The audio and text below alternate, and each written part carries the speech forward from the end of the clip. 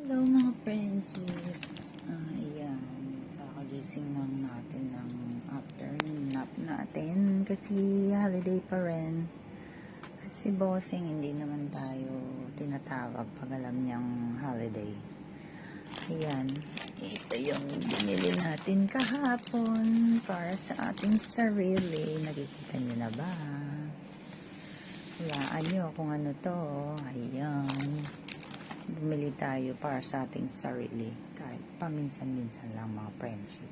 Ayan, regalo ko sa sarili ko sa Chinese New Year. Buksan natin. So, ayan siya mga friendship. Ayan. Ayan. Ang aking favorite brand. Tantadadan. Nagtagal. Ayan. Tantan.